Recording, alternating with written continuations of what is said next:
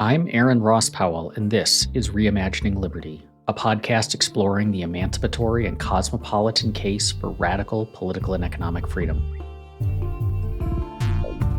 Capitalists might say that free markets not only produce wealth, but that wealth then empowers workers to have more say over their conditions and more freedom to exit from bad working situations. And this enables experimentation with different workplace organizational structures. Socialists might counter that capitalism concentrates so much power in the hands of owners and bosses that workers have little or no say in their circumstances and lack the resources to exit or organize. To dig into this debate between socialism and capitalism, I'm joined by two guests today. First is socialist and frequent Reimagining Liberty guest Matt McManus. He's a lecturer at the University of Michigan and the author of, among other books, The Rise of Postmodern Conservatism. Taking the capitalist side is Christopher Freiman, associate professor of philosophy at William & Mary, and author of Unequivocal Justice and Why It's Okay to Ignore Politics. I hope you enjoy our conversation, and be sure to stick around to the end for a preview of the next Reimagining Liberty, as well as information on how you can become a supporter and get all episodes 2 weeks early, and gain access to our fun Discord listener community and book club.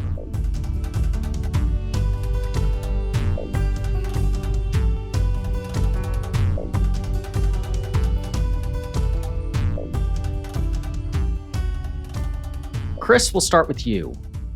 Why aren't you a socialist? So the short answer is that it doesn't work. So when you look at countries that are prosperous and liberal and democratic, they're capitalist. So they haven't collectivized ownership of productive property or anything like that. Now, most capitalist economies, they have welfare states, they have regulation, but productive property is still largely privately owned. And that's what I take to be the distinctive feature of socialism, is some kind of collectivization of public or of productive property, rather than something like capitalism with a large welfare state. So if you just look at the countries that do well, they're all capitalist, with, again, varying degrees of regulation and redistribution and so on. That, for me, is really the strongest argument against socialism, is we don't have strong evidence that it works. Now, as far as some of the reasons why it doesn't seem to work, that's going to depend on the style of socialism you advocate, I suppose. So if we're talking about something like full-scale central planning of the economy, there are, of course, the Hayekian arguments as to why that doesn't work. If you don't have market signals, you just can't make rational economic decisions. And so I think, that's pretty much well covered. I won't spend a whole lot of time talking about that.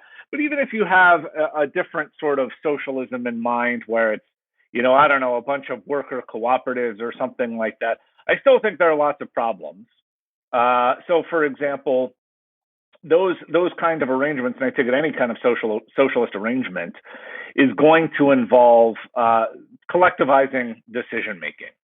So you're in a co-op and it's democratically run, for example.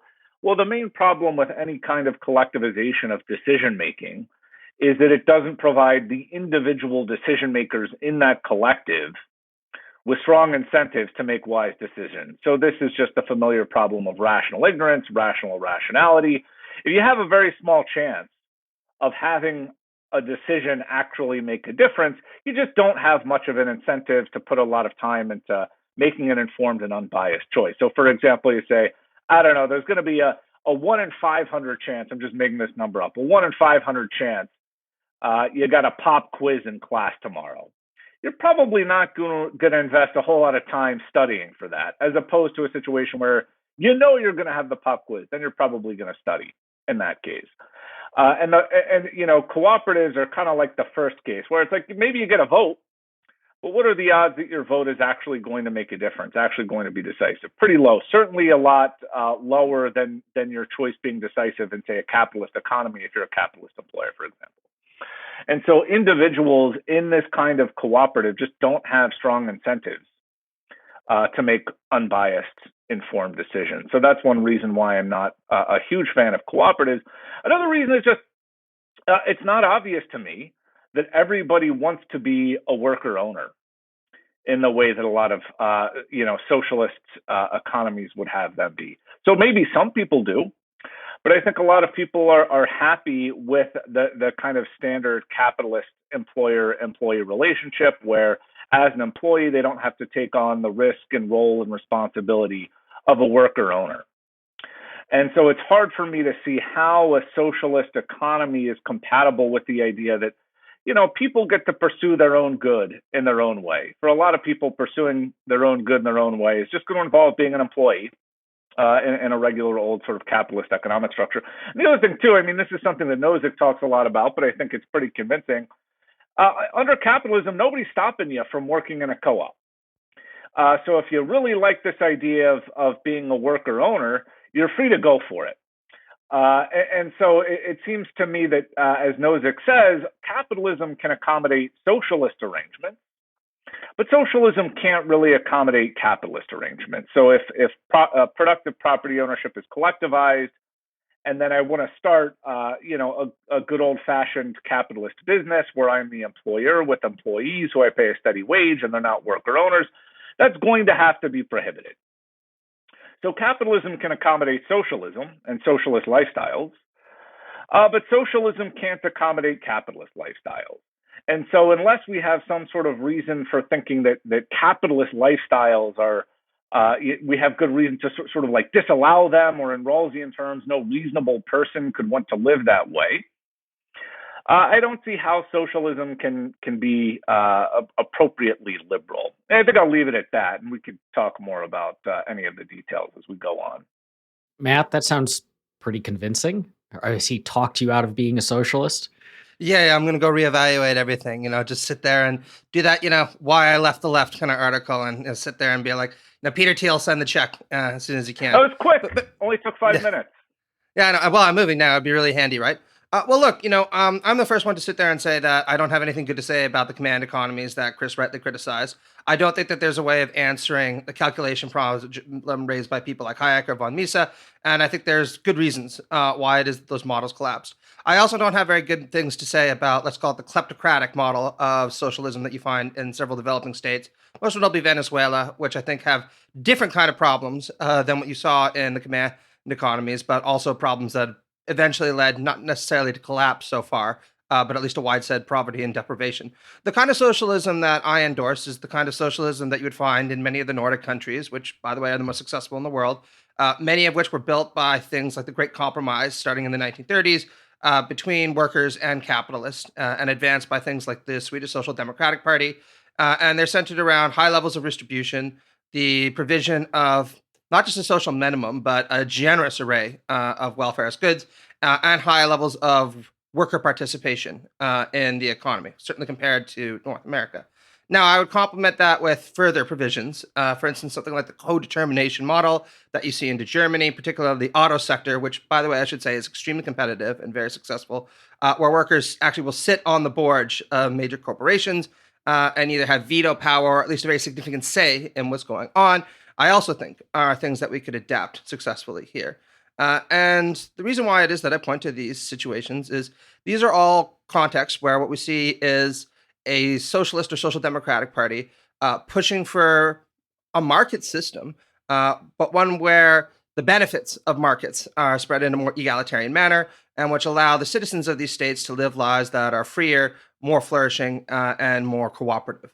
So that's the kind of socialism that I would endorse, a liberal kind of socialism, very much in line with what somebody like John Rawls advocated for in his last book, Justice is Fairness. You could also call it property-only democracy if you wanted to use the other Rawlsian term. I just think liberal socialism is a little bit cleaner. So on a lot of points, for instance, about the failure of the command economy model, I completely agree with Chris. But I'm just saying that we have to look at the examples that are good and bad. And of course, we can also point to many examples of hyper-capitalist states that are authoritarian, where people were dragged to jail, where it is that people had very little individual freedoms. Think about Chile in the 1970s, right? So let's be even-handed. Can I ask a question of definitions before Chris responds to that? Because so first, Matt, I'll ask you, and then Chris, I'll ask you a version of this. Matt, what are the fundamental definitional characteristics of socialism? Because in your answer just now, you said there are socialist characteristics or countries that are called socialist that you reject a lot of, and then there are others that you like. And so what is the common theme that makes something socialist? Sure. Well, I have a different definition, as does every socialist, right? I mean, early socialists define socialism as worker control of the means of production, which, as Chris pointed out, is uniformly considered to be like the most popular one. And I support dimensions of that again, certainly with this co-determination model that I endorse. And I also happen to like workplace cooperatives, which we can get into a little bit. I like them a lot. Um, Marx famously described socialism in a somewhat different way, or communism, as a situation where there's no longer going to be a production process where the extraction of surplus value was carried out through private ownership of the means of production. My kind of socialism, again, would be very much in line with what Rawls is talking about. A society where people are treated as free moral equals, where they are empowered to lead their particular vision of the good life. So there's definitely a libertarian streak to it, but acknowledging that the most successful kind of society where people can do so is one where the power differentials that emerge as a result of unbridled capitalist relations, including power differentials that emerge through state cooperation with major capitalist firms, are liquidated by a variety of different measures, including high levels of unionization, fostering of workplace cooperatives and workplace democracy, and again, extremely generous welfare benefits. So you can see me as endorsing something like Sweden on steroids, maybe something like Sweden along the lines proposed by the Meidner Plan in the 1970s.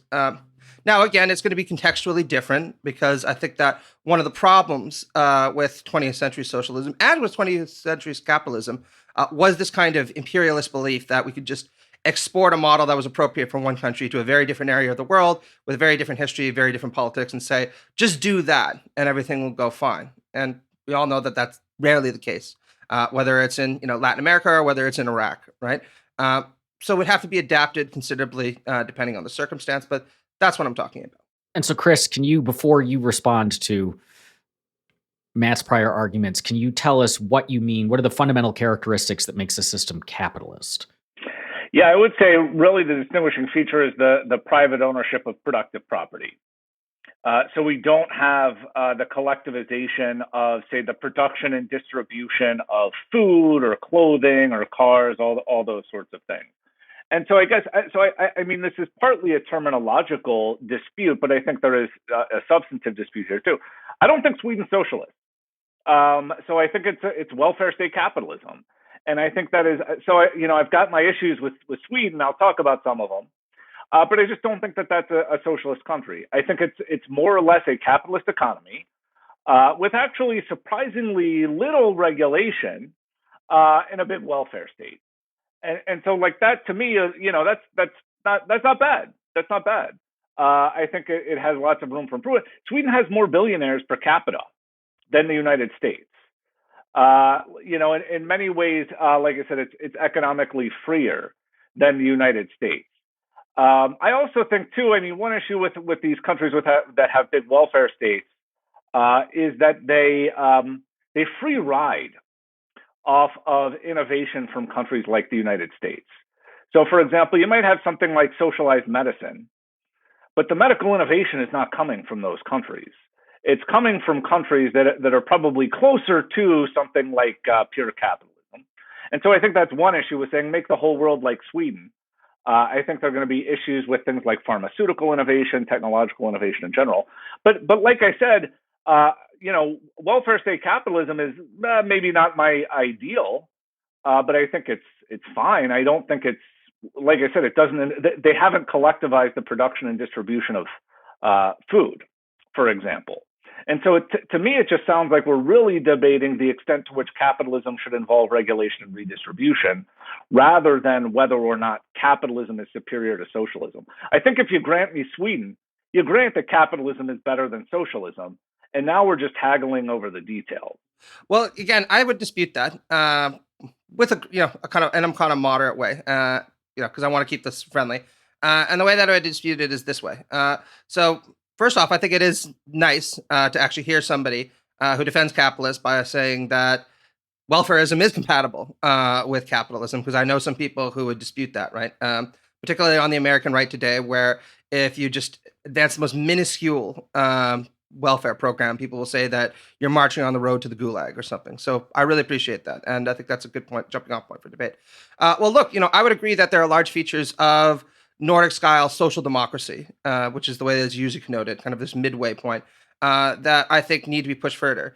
So, for instance, I do think that we would want to adapt something more like the Meidner Plan, proposed in the 1970s, if we were to achieve a more robust kind of socialism in those states.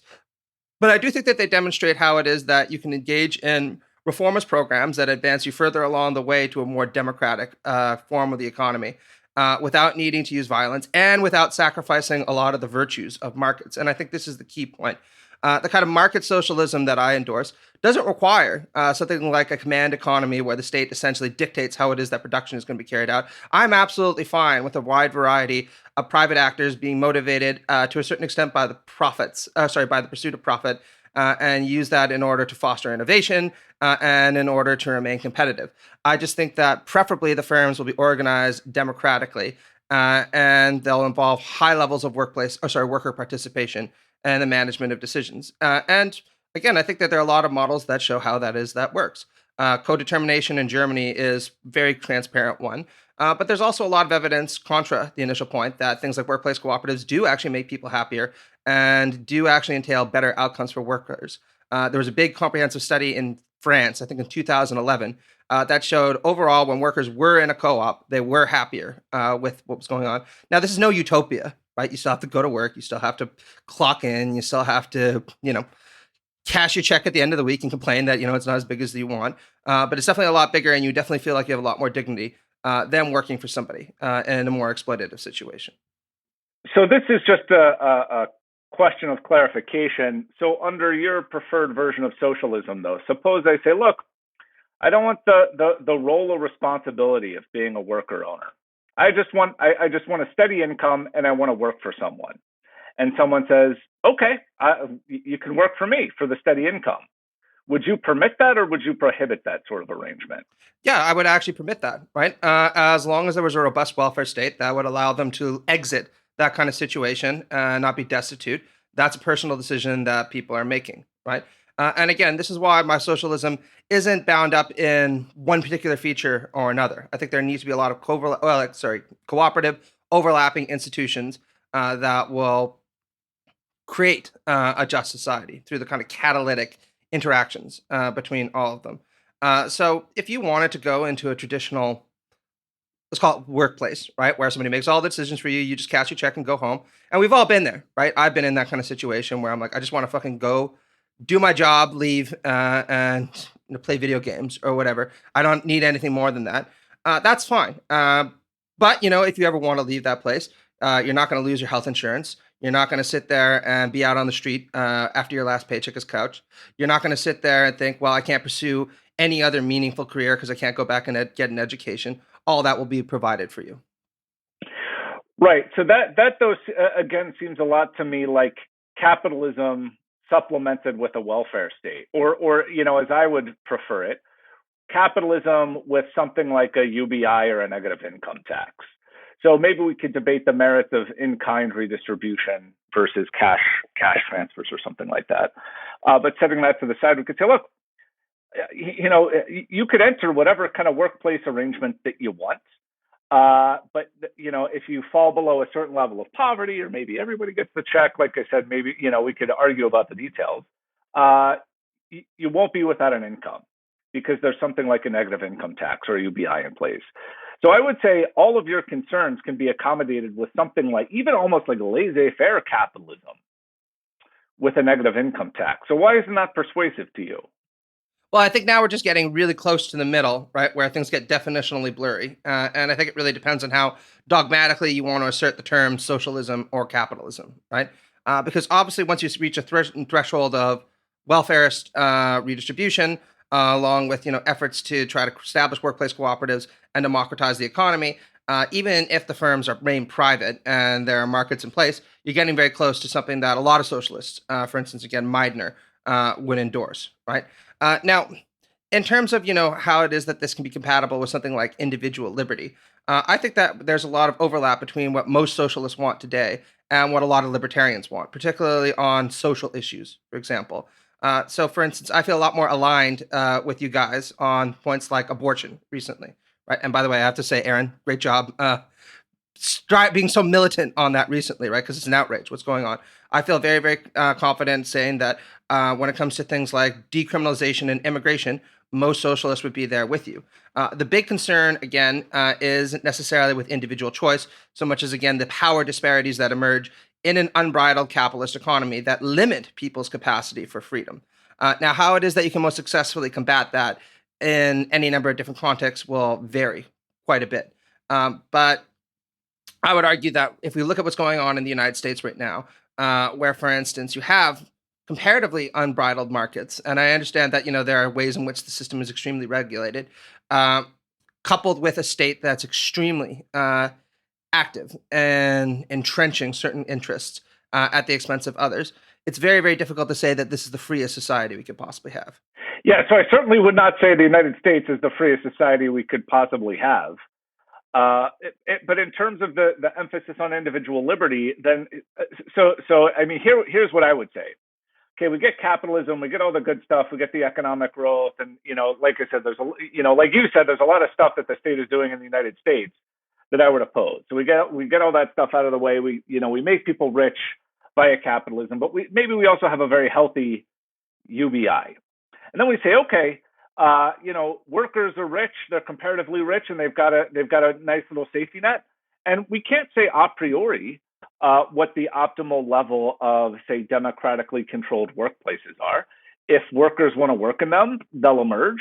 If they don't, they won't. But we can't really sit here in the armchair and say what the optimal level of workplace democracy is, any more than I could say, like, I don't know what the optimal level of like Netflix sitcoms are. So, like, I don't know. It's whatever the market decides. We just empower people to have that option, to have that as a viable option.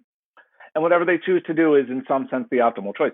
So is that persuasive to you? So we say capitalism plus the UBI. So workers are definitely empowered to enter those sorts of arrangements if they choose. And then let's just see how it plays out with individual choices, rather than say from the armchair, this is what we ought to be. Like, wouldn't it be weird if I said, we need more Netflix comedies? I know that's like a trivial example. I could probably come up with a better example. We just say give people the means to pursue their own good in their own way and see how that shakes out. Well, I mean, frankly, at this point, being threatened with more bad Netflix comedies actually sounds like a terrifying thing. The last thing that any of us need, right? But, and I'm saying that after COVID, having watched like 10 million of them, right? But let's put that aside for a minute, right? Again, I think when it comes to these granular questions, again, what the appropriate level of, say, worker cooperatives or co-determined firms in a society should be is really going to depend a lot on context, right? And Germany is a very different country than the United States, is a very different country than Sweden, is a very different country, say, from Brazil, right? And what we need to do is look at the specific material conditions in each of those situations and make a judgment call. But I don't think that just because the question is unanswerable a priori, that there are good a posteriori ways that we can make these evaluations. So, for instance, in Germany, when the co-determination model was introduced through cooperation between the Christian Democratic Union and the Social Democratic Party, right? Sometimes called, the Great Coalition or the Grand Coalition, right? The idea was that what we could do is we take the largest firms in the country, typically automotive firms, but there are other ones right there, and we institute this model and we experiment with it and we see how well it works. And it worked extremely well and was gradually extended across more areas of the economy. That's a kind of reform that I could get behind because it's experimental, it has flexibility built into it, and it turns out that a lot of workers liked it. And once they realized that other people were getting it, more workers decided to call for it, right? When it comes to things like workplace cooperatives, I think the situation is a bit trickier since that's a more ambitious kind of approach than what we see in the co-determination model. But it's worth noting that actually in some countries like France, there's actually more workplace cooperatives now and more workplace cooperatives forming than there were in the past. Now, there are a lot of different reasons for that. Part of it is just the fact that workers, qua the study I just mentioned, do in fact like workplace cooperatives and are gradually gravitating towards either forming them or participating in them. But I think that there are a lot of cultural, institutional, and even personal barriers, I should say, to engaging in these kind of efforts. And one of the ways that we can encourage people to do this might be through something like implementing a UBI, which would allow people to have more time and more resources to experiment with these kinds of economic ventures than they do before. But it's very difficult to think now in the United States, if you're making, say, $10 an hour, to imagine that somebody's going to sit there and be like, I really hate the way that my McDonald's is being run. I'm going to go set up my own fast food restaurant and I'm going to form a workplace cooperative with my negligible capital. Right? It's just not going to happen. And by the way, I should say, if you want to implement a UBI, I'd be right there cheering you on, right? I'm not dogmatic about those kind of things. I love a fucking $1,000 check a month. Stepping back to kind of a higher level of, I guess, abstraction, part of this seems like this might be a question about ultimate ends and values. At least this is something that seems in a lot of market versus socialist debates. This seems to come into play. And what I mean by that is, it seems like for a lot of socialists, workplace democracy, collective ownership, workers controlling things is not simply an instrumental good, in the sense that this will improve the conditions of workers, say, or give them more autonomy or whatever else, but that even if there were alternate ways of achieving those ends, we would still want collective ownership, because collective ownership is empowering or meaningful, or there's something fundamentally good about it compared to alternatives that might provide us with the same positive benefits. Likewise, a lot of pro-market people make the argument that even if it were the case that increased regulations or collective ownership produced more stuff, however we're defining good stuff, there is deep value in the autonomy and the ability to freely contract and just the freedom that comes from having unregulated markets, and that we shouldn't trade off. And so for both of you, do you see a role for those kinds of ultimate ends? I mean, Chris, I know you're, sorry to say, a consequentialist. Said with such disdain. and so it's those kinds of questions might not even make sense within a moral theory that says it's just kind of those good consequences of markets produce more wealth, period, end of story. But do those ultimate ends questions factor into this conversation? And Chris, I'll start with you. I would say yes. So economic consequences matter, but of course other sorts of consequences matter. So if someone if their happiness consists in workplace arrangements other than something like workplace democracy, that counts for me. That's morally relevant. But I guess what I would say is, I think, just sort of one really prominent feature of liberal thought is that people, are going to have different conceptions of what their ultimate ends are. And so some people, maybe they love workplace democracy. Maybe it's great for them. But for other people, it's not. And so my argument is capitalism, perhaps supplemented with redistribution, is better able to accommodate this diversity than socialism. So I say, you love workplace democracy, that's cool. Capitalism plus UBI is going to make you rich, and then you can pursue that if you really like it. If you don't have to. So we can satisfy both conceptions of the good. And so, I'm open to this idea that workplace democracy is good for some people. I don't think it's good for me. I am one of these people. I just want to do my job and go home. But not everybody's like that. But that's cool. And so I would say, just as we don't have to, I don't know if you say this, we don't have to push people to go to Disney World. Because Disney World is great. If I've got the money to go to Disney World, I'm going to Disney World. Other people might be like, it's not for me. I'm not going to go to Disney World. That's fine. To me, workplace democracy is like Disney World. If you love it and you have the income to do it, do it. If you have the means to do it, you should go for it. But that doesn't mean everybody has to go to Disney World. And so that's kind of how I view these sorts of economic arrangements. If you give people the means to make their own choice, then just let them sort it out. But I think this is more compatible with capitalism than with socialism. Matt, to sharpen the question then for you a bit, recently on the Reimagining Liberty book club, which is in our Discord community, which all of you listeners can get access to by becoming a supporter, just the link's in the show notes. We read Elizabeth Anderson's Private Governance book, which is a really interesting book. And she makes a lot of points about the benefits of workplace democracy. And ultimately, her argument is we need more of that to cut against. And in the back of the book, she, in kind of a neat feature, there's responses, published responses from people. And one of the responses is from Tyler Cowen. And he basically makes the argument, markets create a lot of wealth. One of the features of that wealth is if workers are richer, exit becomes easier, right? Like we have the resources to quit your job and move because you've built up more capital or whatever. And so we don't necessarily need workplace democracy. Because exit creates more competition between firms, and then those firms will, the bad bosses have a harder time retaining workers if exit is easier. And so they are less likely to be bad bosses. Does that argument, if we stipulate that that's true, that like much freer markets would increase overall wealth, and so if we stipulate that the result of that is that workers have a much easier time of exit, would you see that as meaning that workplace democracy isn't necessarily necessary on a large scale because the market has solved this problem?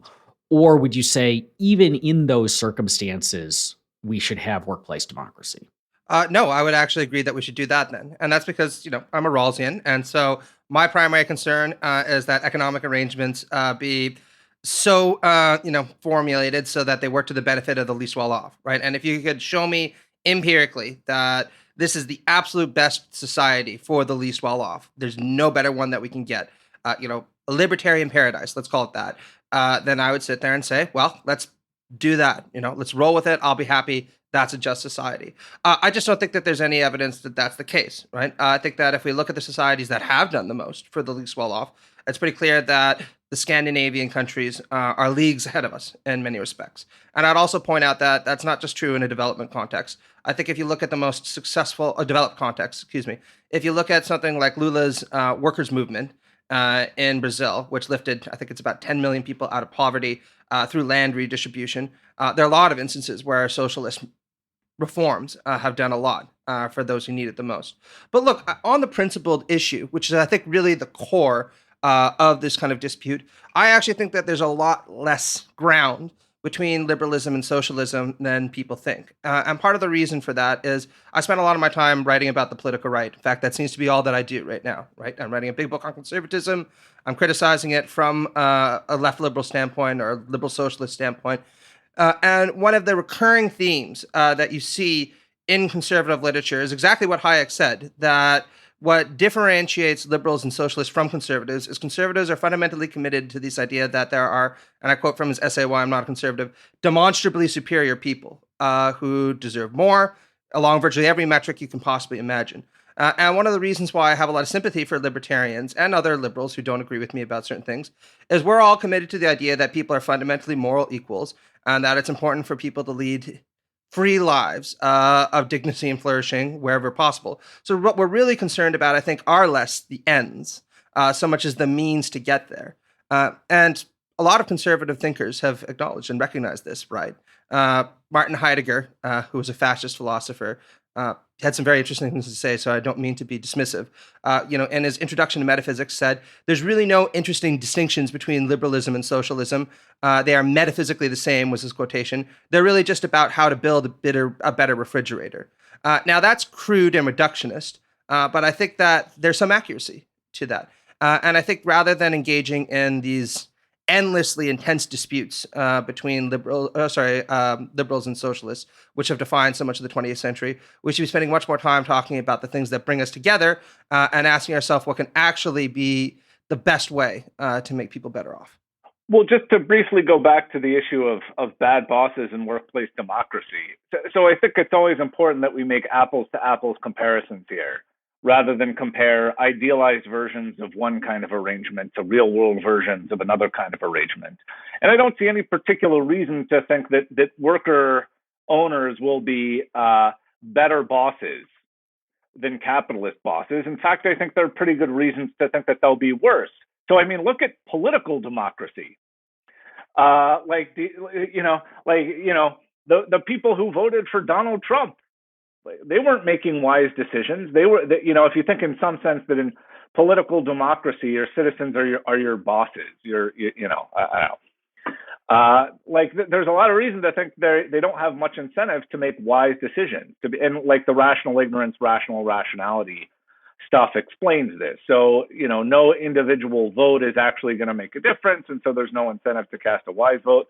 So I just don't see why we would think that economic democracy is going to lead to better bosses than capitalism. Like it might. But I think if we're comparing apples to apples, I just don't see a reason to think that that's the case. It could, and then I would expect those sorts of arrangements to flourish under a capitalist system with the UBI. But at the theoretical level, I just don't know why we should put a thumb on the scale in favor of workplace democracy over capitalist employer-employee relations. Well, I think there are a lot of different reasons for that, right? I mean, one is a principled reason, which is that fundamentally we need to understand democracy, not just in terms of decision-making procedures, but in terms of ways of distributing power in a variety of different sites. Now, no way of distributing power is going to be perfect, right? But I think it's very clear that any kind of circumstance where you have tremendous power in the hands of one person who's allowed to essentially dictate the behavior of a huge number of others, any person with liberal proclivities is going to have a problem, right? And this is one of the reasons why I think that workplace democracy, where power is extended to a broader array of people, can actually transform that relationship, right? And I mean, anybody who's been in a place of work with a shitty boss where they felt compelled to do things that were against their interest, right, can probably relate to that, right? In terms of whether or not democracy is some kind of utopian ideal, right, whether it's going to make everything better off all the time, I would be happy to say no, right? I think it's going to do better most of the time. But there are contexts where that wouldn't necessarily be appropriate, right? And again, I think that we need to evaluate that contextually and with sensitivity. And I say that also as a leftist who's concerned, for instance, about cultural imperialism, right? I don't want to go in and roughshed over, say, a religious community that organizes things in an anti-democratic way by saying, you democratize your church or whatever, right? So I can't sit there and give you a kind of a priori formula for how it is that this should be applied everywhere, because I don't think that would be appropriate. But again, I think if we look at the kind of models of workplace democracy that exist in Europe and elsewhere, we can see that people are generally happier, more prosperous, and feel that they have more involvement in the decision-making that impacts their lives so profoundly. Because you spend 8 hours at work, minimum, every single day for about 5 days a week, if you're lucky. There's no reason why it is that you shouldn't have a say there, like you would at the political level, where most of the time, the affairs of state impact your life far less directly and far less routinely than what goes on with your boss. Yeah, I would just second, though, the thought that Aaron raised a couple of minutes ago about the power of exit. So I think if you do have a viable exit option, that's a pretty powerful safeguard against a bad workplace, because you can say, I quit. And again, if you have something like a social minimum where you can quit and you'll still have a decent income, that gives you a viable exit option. And so here again, it could be the case that workplace democracy is great, in the same way that Disney World is great. And then I say, okay, make sure people have the means to go to Disney World if they want, or the means to, work in a democratic cooperative if they want. But if they don't want to, they don't have to. And so this, to me, just seems totally, I mean, maybe this is just going back to the definitions point, but nothing about this seems as though it's incompatible with capitalism, where we say productive property is privately owned, and we can redistribute some income that's compatible with the private ownership of productive property. And if you want to freely collectivize, we'll of course allow that, in the same way that we're going to allow you to do anything else with your property that you want. If you want to go to Disney World or whatever, you can do that. We're not going to stop you. And if you don't want to do that, you don't have to. And so I don't know, I guess, so if we had laissez-faire capitalism plus a UBI, and then we say whatever workplace arrangements emerge from that, we're fine with. Would you be okay with that? Well, I'd be okay with it provisionally in the sense that I'd say that's a big improvement over what we have now. So if it was a choice between you and Donald Trump, for example, I would 100% vote for you, and I campaign militantly for you, and I'd say, let's see it That's a done, right? low bar, though. Come on, that's a Sure, low sure, bar. sure. Well, I'm just kind of an anti-Trumpist mood. What can I say, right? After what's happened with the Supreme Court. But look, I would say that it's provisionally an improvement, but it doesn't go far enough, right? For all the reasons that I listed, and I don't want to kind of rehash what it is that I said before, right? In terms of what you're discussing, look, I think that implementing something like UBI would be a definite improvement on our situation right now. Not just because it would improve the the lifestyles of a lot of people in the United States or elsewhere, but for exactly the reason you mentioned, right? That it would give people more options to exit in the event that they wanted to, which would transform the power relations between workers and bosses, right? So it's definitely a step in the right direction. I would just say that we need to be more aggressive in the way that we try to address exactly that problem, since I'm not sure that a UBI would be sufficient. Now, part of the problem, of course, is we have so little data about the impact of UBI, since so few experiments have been tried, so there's really no way of knowing that a priori either. And that's why I would say that we should have more experiments with it, and we'll see what it is that ends up happening, right?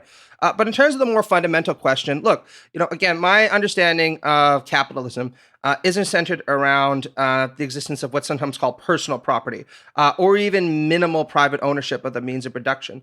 My concern is that with capitalism as a social form, where because of the power differentials that exist between capitalists and workers, capitalists are able to essentially exploit surplus value from workers, with them having very, very little capacity to actually resist or exit that if that's what they so choose. And so socialism would be one where that was ameliorated through a wide variety of different mechanisms, including all the ones that I listed, right? But I'm a market socialist, right? I don't believe in a command economy. I don't think that the state should be sitting there saying what people produce. What I want is a lot of different firms, managed preferably by workers, who can exit those firms if they want, producing and competing with one another to help bring about prosperity for everyone, both at the state level and hopefully around the globe. What is the role then of the entrepreneur in this? Because if firms are all managed in a collective sense, I can see that, like, I can conceptually see how that work. We have an existing firm that it is making these kinds of widgets, and it sees itself, 10 years from now making these kinds of widgets roughly with, marginal changes and whatnot.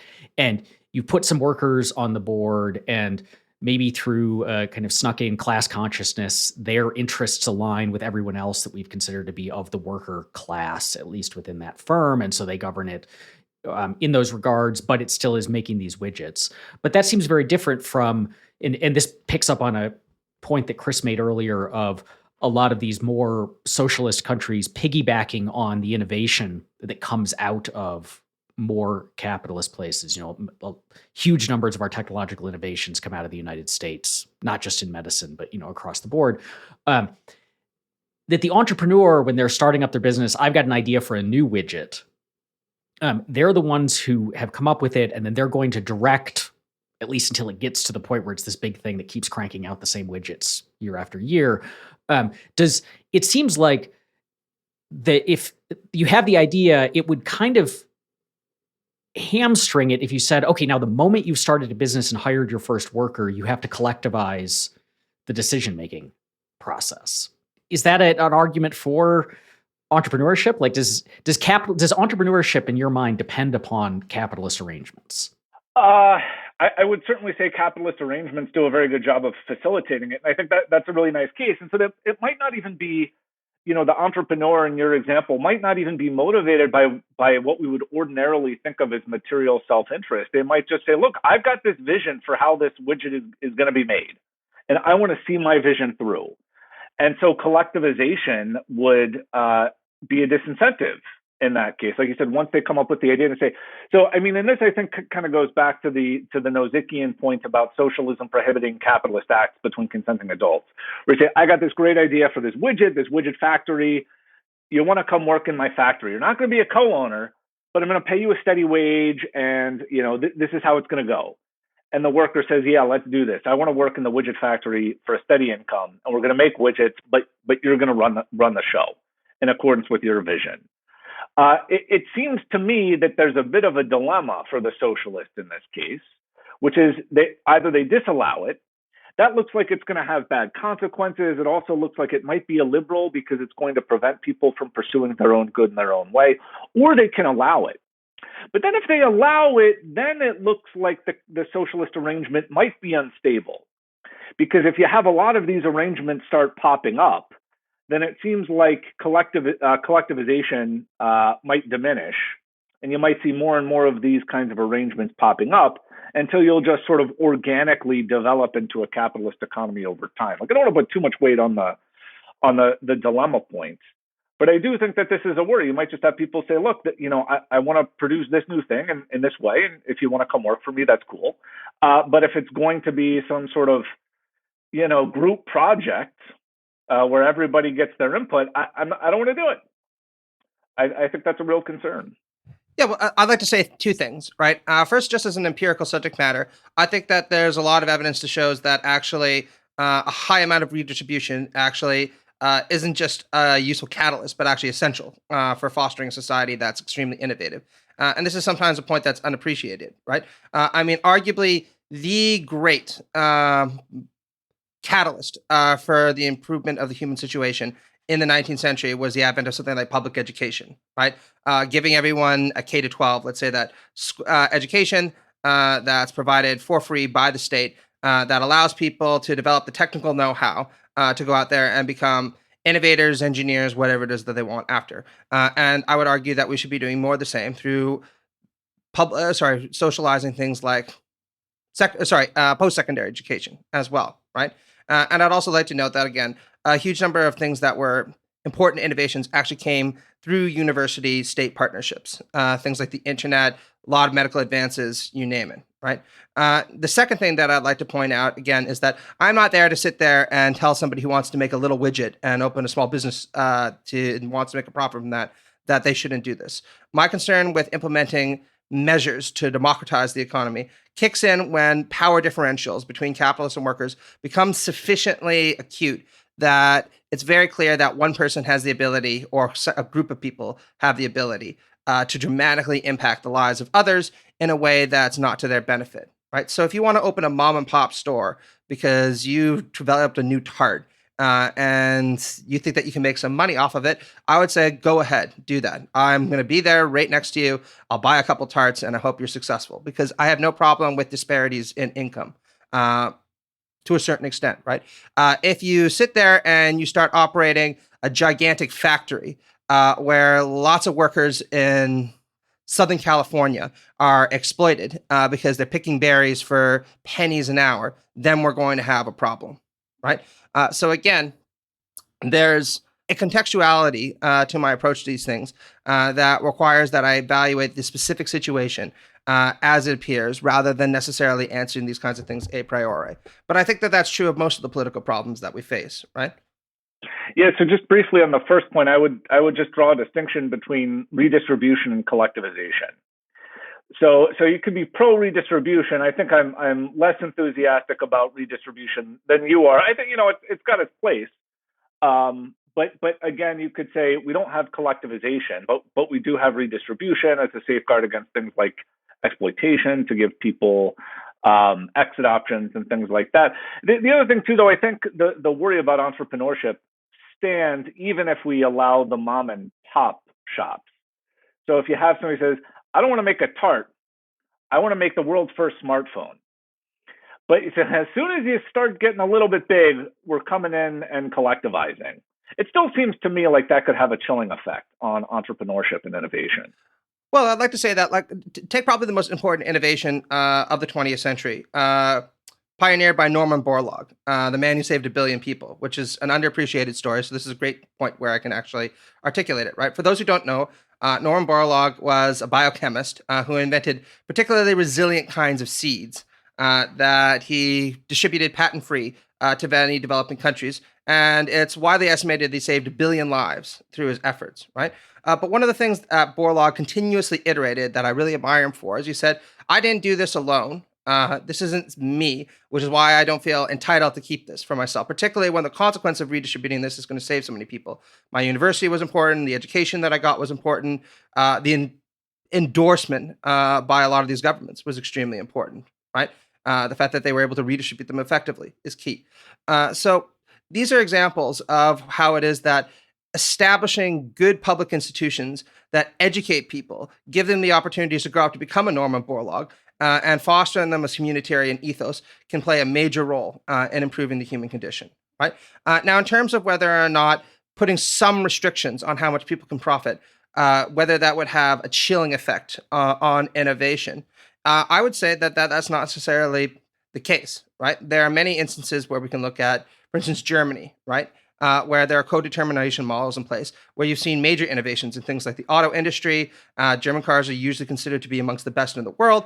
And part of the reason for that, of course, is that workers feel invested in what it is that they're doing. They produce a superior product. And that applies also at the level of R&D, where the people feel like they're not just going to sit there, produce a new gadget for their cars, and be told, here's your salary, good job. They're actually going to benefit from this in a very material way because resources that are gained at the level of profit are redistributed in a more egalitarian fashion. So I think that there's a lot of evidence to suggest that a more democratic approach to the economy in the workplace would actually foster something like R&D. Though, again, it really would depend on the context. So don't imagine to be appropriate in every circumstance. In our closing minutes, I'll give each of you a chance to present your final pitch for your side, socialism or capitalism. And Matt, since Chris went first at the beginning, I'll have you go first this time. After all of this conversation, sell us on socialism. Well, the thing that I'd like to say before anything else is that what I think Chris is most wrong about is the desirability of going to something like Disneyland. You know, having sat in long lines for rides and all that kind of stuff, I just can't understand why anybody would be particularly motivated to go to any theme park, right? So that's what the real debate should have been about. You know, all the rest of the stuff is peripheral. But look, you know, on the kind of important question, right? I think that the evidence is overwhelming that the best kind of societies and the freest kind of societies, I should also point right now, aren't societies where you see unbridled capitalism, often operating in close association with a coercive state to bring about negative outcomes for most of the people that live in a given nation. The best kind of model is what we see in the Nordic countries and in Western Europe, where there are high levels of wage redistribution, high levels of workplace participation, and a deeply communitarian ethos that provides people with a sense of attachment to those around them. And I would characterize this as a form of socialism brought about by social democratic and socialist parties in cooperation with other groups. And if that's the best kind of society, I don't see any reason why it is that we should all be trying to aspire to that. Now, that's going to look different in different places. We can't just export that model or import that model ad hoc and say, just do what they do in Norway. But it's an inspiring vision for the future. A vision where no child goes hungry, where everybody can fully develop their talents, and where people can become innovative, dynamic participants in their community. And that's what I'd like to see everywhere, if at all possible. Yeah, I will concede maybe the Disney World example was not a good one. I'll have to rethink that. It's been so long since I've been to Disney World. Yeah, I'll have to rethink that going forward. Yeah, I mean, I guess my basic pitch is that I think all of the concerns that socialists have with capitalism can be accommodated with moderate reforms to capitalism. So again, I would draw a distinction between redistribution and collectivization. So even someone like Milton Friedman was happy with a negative income tax, where you have capitalist institutions, you have productive property being privately owned. But if people are in poverty, they get a check from the government every month. And again, we can haggle over the details of how that might work. But this gives people an exit option if they have a bad boss. It maybe gives them more resources to experiment with arrangements like workplace democracy. And so my view is we should have something like capitalism, supplemented with redistribution, and give people the means to pursue their own good in their own way. And I can imagine that for some people, this involves workplace democracy, and this is consistent with capitalism. And for others, it won't involve workplace democracy, and that's fine. So I think capitalism can accommodate some of the virtues of these socialist institutions or arrangements or workplace arrangements without giving up on the basic idea of capitalism, which is the private ownership of productive property. So if you like socialism, you can still pursue a socialist lifestyle within a capitalist economy.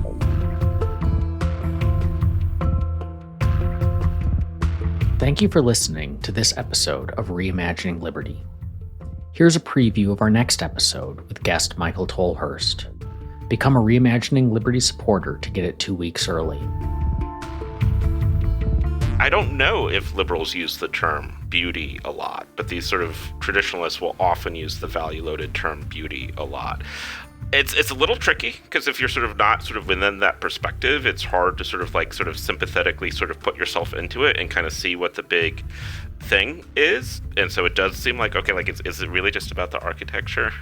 But I would suspect liberalism is probably going to, as a position, suggest that you're probably not going to find that deeper meaning in your politics. And this may be a fundamental sort of divide, I think, potentially with the liberals and the post-liberals, who sort of maybe see politics, if not a place for deeper meaning, certainly a place that can contribute or detract from the quest for a deeper meaning by how it shapes society. And I think the liberals would probably just say, like, look, you can find meaning, you will be free to find meaning, you should find meaning, but you're probably not going to find that in your sort of political theory.